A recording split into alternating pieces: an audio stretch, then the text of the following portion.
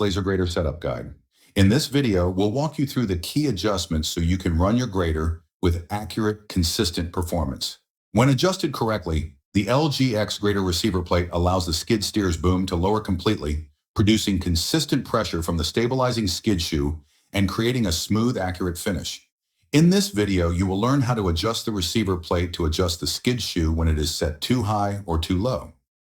To adjust the grader blade attachment, you will need these tools: screwdriver pry bar, 1.5-inch wrench, 1 5/8 inch wrench, magnetic bubble level, tape measure, 1/2-inch impact gun with a 1 1/8 inch impacted rated socket. Step 1. Adjust the skid shoe angle. Start with the skid steer connected to the grader attachment, then lower the grader onto a flat, level surface using the skid steer's boom. Level the grader by adjusting the bucket tilt. Place a level on one of the masts for the elevation cylinders to confirm that the attachment is perpendicular to the ground. Check the current angle of your skid shoe. If adjustment is needed, use the 1/2-inch wrench to loosen the turnbuckle jam nuts on the rear turnbuckles on both sides of the attachment. With the 1 5/8 inch wrench, extend or retract the rear turnbuckles until the back edge of the skid plate is 1/8 inch to 1/4 inch closer to the ground than the front lip of the skid shoe.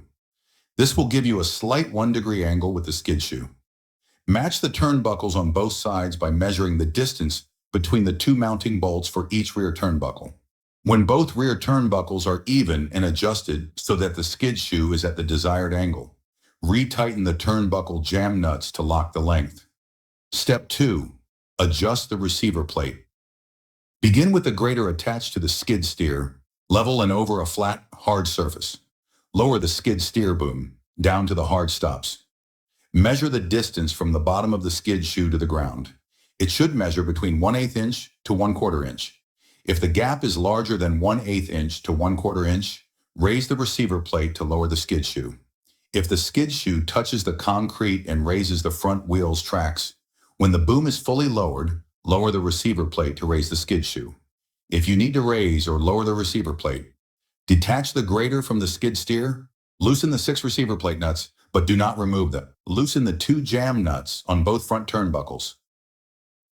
Adjust the length of both front turnbuckles to move the receiver plate to the desired position. Move the receiver plate down to raise the skid plate. Move the receiver plate up to lower the skid plate.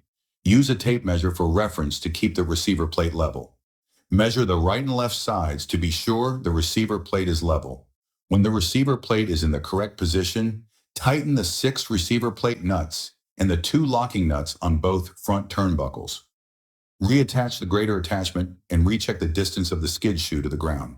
Step 3. Set up the tilt lock chains.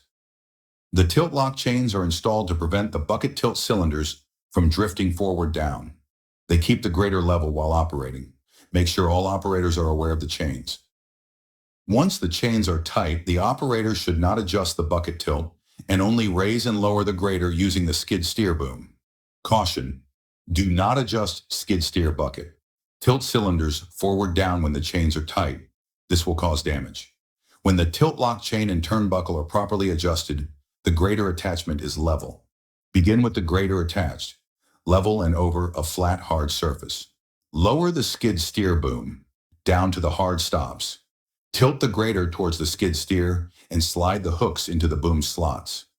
Connect the grader attachments, hydraulic hoses, and 14-pin connector.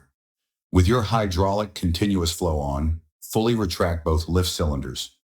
Roll your bucket tilt back until the middle of the cutting edge on the front of the blade is 5 inches above the ground.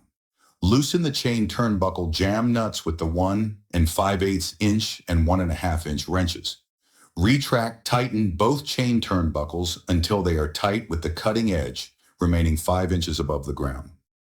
This allows for 5 inches of movement up-down when the cutting edge is on grade.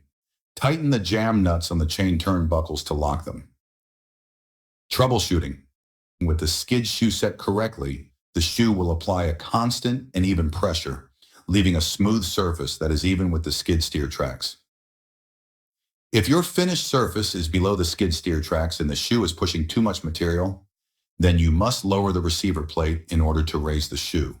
If your finished surface is above the skid steer tracks and the shoe is not making contact with the surface, then you must raise the receiver plate in order to lower the shoe. Thanks for watching.